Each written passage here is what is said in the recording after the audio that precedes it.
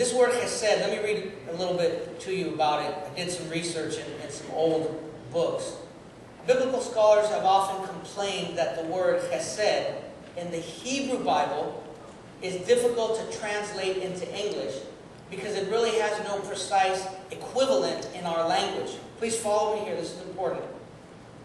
English versions usually try to represent it with such words as loving kindness, mercy, chesed, what God has towards us, steadfast love, sometimes loyalty, but the full meaning of the word cannot be conveyed without an explanation, such as the one in the article written below, and it's written by a man named Norman Snaith in a book he wrote in 1951. And this is what he says: loving kindness, this is a biblical word invented by Miles Coverdale. Now, follow me here, please.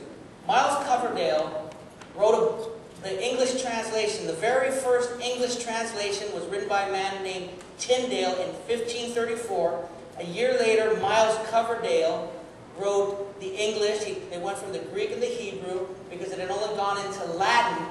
Okay? And so all the churches were just teaching in Latin.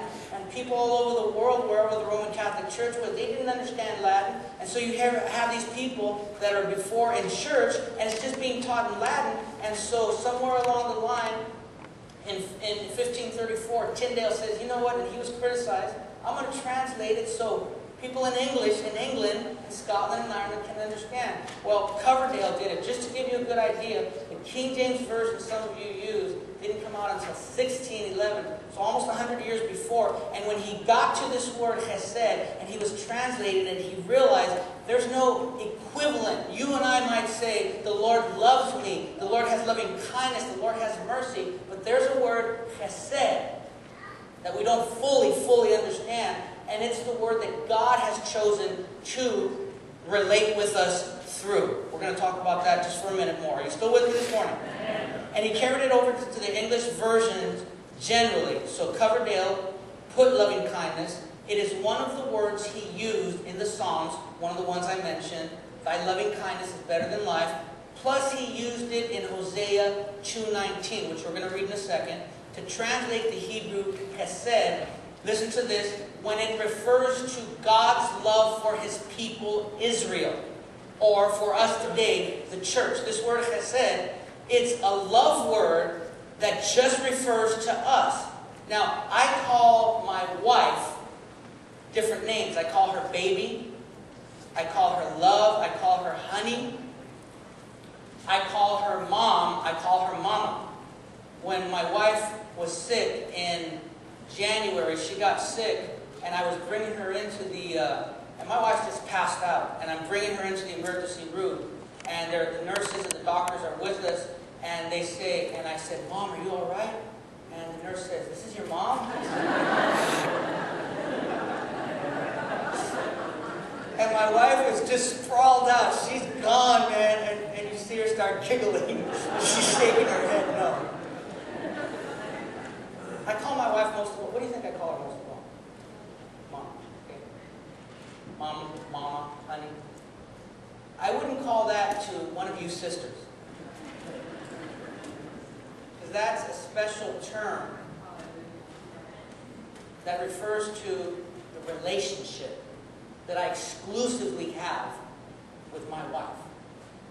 And this word chesed, let me just give it to you. What it basically means and what it basically says is there are other Hebrew words that God uses when he refers to his creation.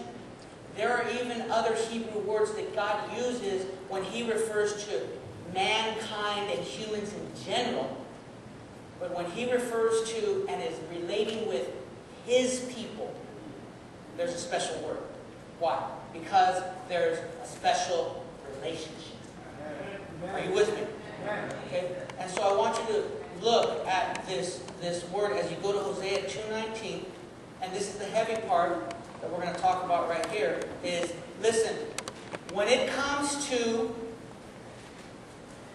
dealing with man, dealing with woman, dealing with all different creation, there are other words he uses, but he says when I'm dealing with my people, it's chesed, which refers to a a love, a kindness, a mercy, a divine pity.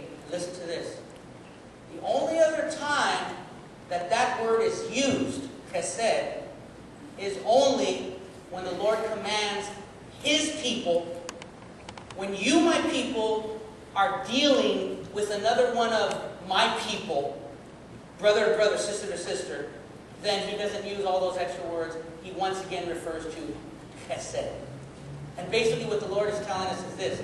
The way I treat you, my special ones, is the way I want you to treat each other. Are you with me? Hosea chapter 2, verse 19. And I will betroth. What does betroth mean? Anybody know? Yes, it means to marry. How many of you know you are betrothed to somebody? And you didn't even know that. I will marry thee unto me forever. How many of you know with God things are for keeps? Now listen to this. I will betroth thee unto me in two things. In righteousness and in judgment, and here's that word, chesed, and in mercies. I want you to understand that some of us, when we got married, we didn't know what we were getting into. Am I the only one?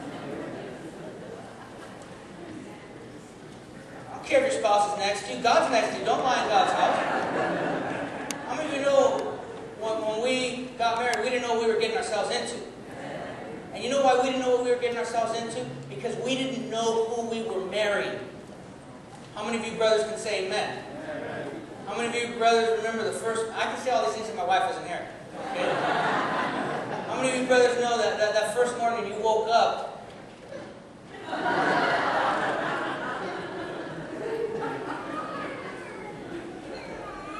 How many of you sisters know that after a little while you said, who are you? And what did you do with the guy I used to date? How many of you know that God knew exactly who He was getting into a relationship with? God knew exactly what and who He was getting when He chose us to be His bride, and that's why He says, in judgment and in righteousness I'll marry you, but I got to add a little chesed and mercy to maintain our relationship. I'll tell you what, you and I need the divine pity of God. Are you still with me this morning? His righteousness and judgment are requirements. His hesed and mercy are the clause. Are you with me this morning? We need to tell God what happened to us because listen, Hosea 2:19. It's His righteousness and judgment. Why do I need to go before God? Why? Because it's His righteousness and judgment that are going to rectify and vindicate the situation for the offender. But it's His chesed that's going to heal us up. Are you with me? You need to be in a relationship with God for His righteousness, judgment, but also we need to be in a relationship with Him for His chesed and His mercy. You know, and this just blew me away. I had no idea how the Lord was going to work things out. We're talking about chesed. C-H-E-S-E-D. The Old Testament word for chesed. The New Testament equivalent. Take a wild guess at what the New Testament equivalent word is. Grace. Chesed. Charis. How many of you are grateful? The Old Testament God that grants us His chesed, that He knew what He was getting into, is also the New Testament God. That when we're hurting, when someone has offended us, we can come before Him, and His answer is this: my grace is sufficient for you, because my power is made perfect in your weakness. Give Jesus a big hand clap.